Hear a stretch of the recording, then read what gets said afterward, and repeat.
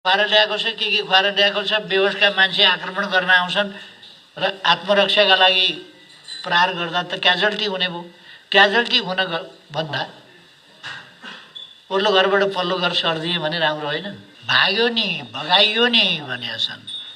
बच्चा बच्चीहरू खुसी हुन्छ क्या। उसले खेले जस्तो गर्छ, आफू कुदिनुपर्छ क्या।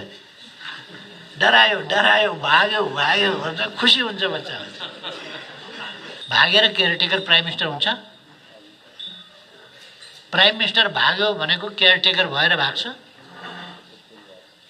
भागेको प्रधानमन्त्री नै रहन्छ। म त प्रधानमन्त्री नै थिएँ त। राष्ट्रपतिज्यू त भन्दै हुनुहुन्छ त, कदम चाल्नका लागि तत्कालीन प्रधानमन्त्रीले मलाई सिफारिस गरेको हो 26 गते हो।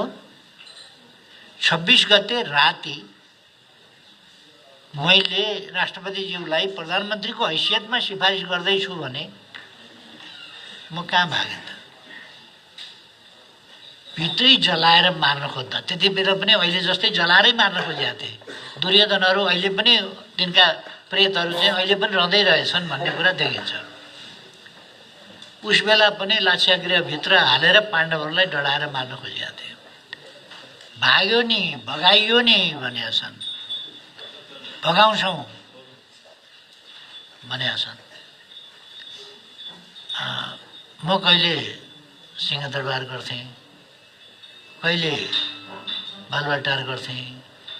बाहिर जाँदा मुकाम अन्त पनि हुन्थ्यो र भागेको जहाँसम्म कुरा गरेँ, मैले अस्ति एउटा अन्तर्वार्तामा हो क्या, भाग्न त कौरवहरूले, दुर्योधन, शकुनी र दुशासनहरूले लाक्षागृह बनाएर भित्रै जलाएर मार्न खोज्दा, त्यति बेला पनि अहिले जस्तै जलाएरै मार्न खोजेका थिए। दुर्योधनहरू अहिले पनि, तिनका प्रेतहरू चाहिँ अहिले पनि रहँदै रहेछन् भन्ने कुरा देखिन्छ। उस बेला पनि लाक्षागृहभित्र हालेर पाण्डवहरूलाई डढाएर मार्न खोजेका थिए। एकतिर आगो लगाए, उनीहरू अर्कातिर भागिदिए। भागेकै हुन् पाण्डवहरू,